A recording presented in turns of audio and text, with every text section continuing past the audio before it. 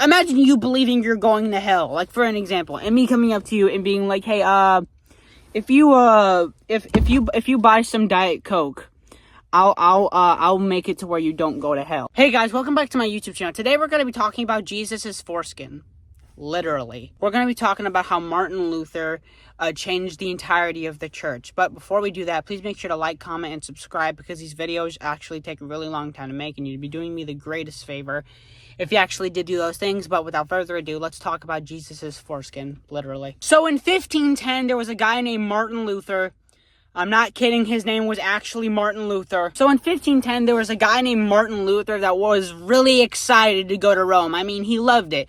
He knew that it was very important for Christmas. He also knew that, like, there were relics there. And he knew that the Pope himself was actually there. So he was pretty excited. You gotta think, at this time, there were no cars, trains, or planes. Meaning, Martin Luther had to, like, walk there. It took him months! But for him to actually get there, it had to take him months.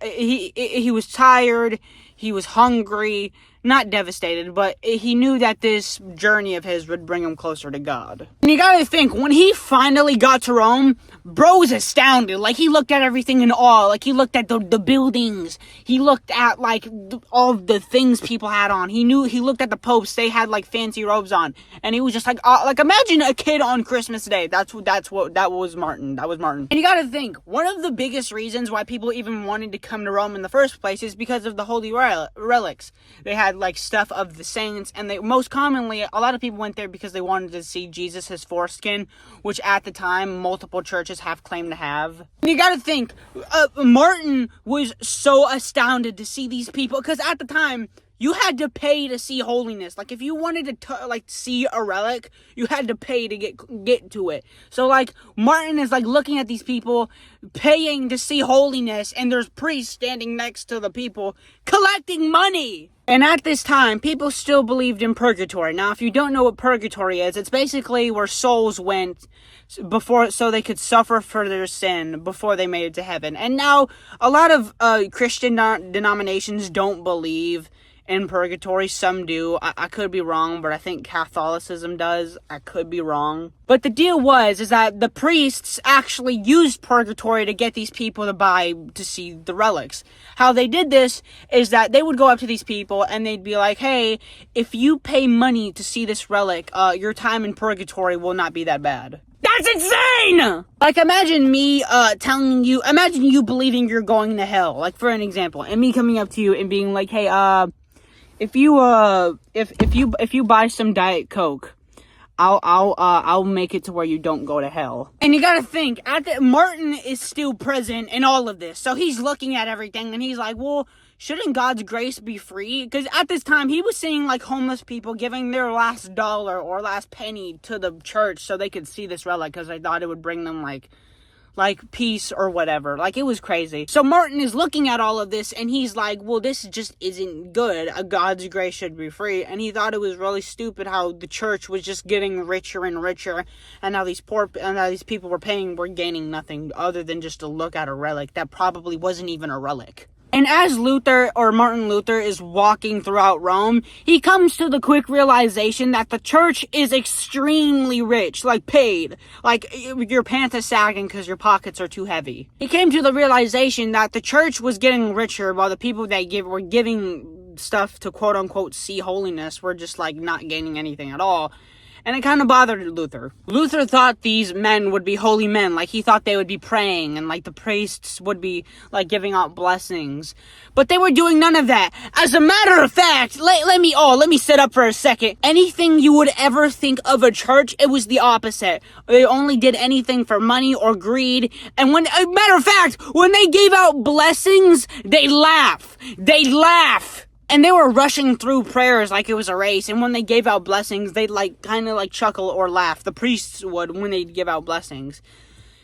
And then Luther saw something really weird, which was called stand selling indulgences. If you guys don't know what that is, it was basically like a piece of paper that said, if you paid a lot of money, you would not suffer in purgatory, or your time in purgatory would be reduced. Meaning, these terrible, terrible men are giving these gullible people paper saying that, yo, if you pay more money, you just won't suffer in purgatory as much as you would have. What? Supposedly, rich people could buy their way into heaven faster, which is absolutely insane. Don't believe that. The Bible actually says, like, the opposite of that. Like, rich people are gonna have a harder time going to heaven. And then Luther saw this poor old woman give her last coins to a priest because she thought it was gonna save her dead husband. And then the priest took it, like, ripped it from her hand, and then moved on to the next person.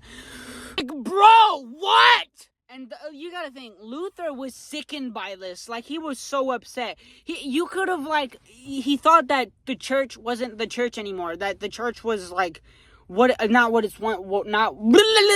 He believed that the church was just really bad, and he believed that, not bad, but he believed that, like, people were taking the church and making it into a business so people could, like, buy their way into heaven, which is absolutely disgraceful on the church's behalf at that time. And then as Luther explored Rome, he found out that Jesus' foreskin was, like, somewhere throughout Rome, and it was, like, the most powerful, not religion, but, like, the most powerful relic of them all, and the most biggest.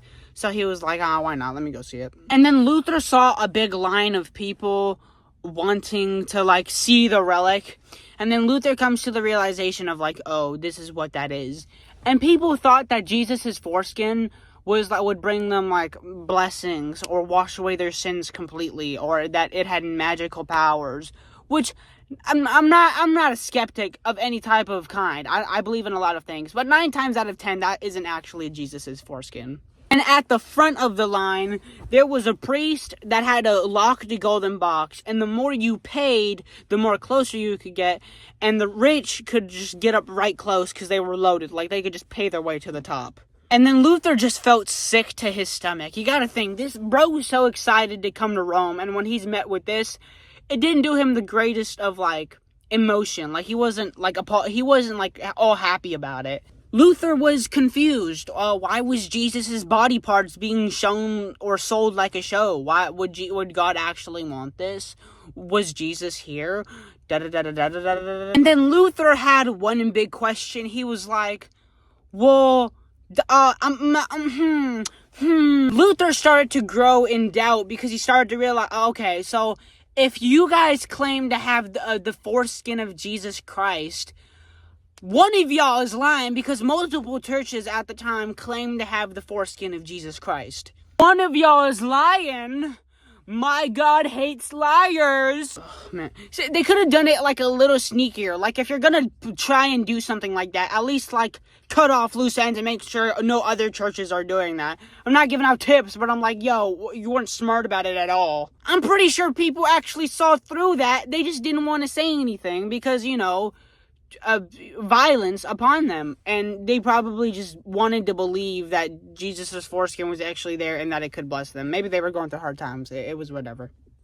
A little warm, but it's fine. You gotta think, Luther is now not the happiest of people. Like, he's an angry monk in the middle of Rome. He came there because he thought it was filled with holiness, but when he went there, he just saw people doing business and people just, like buying to see heaven faster, or buying stuff so they could be absolved of their sins, or whatever.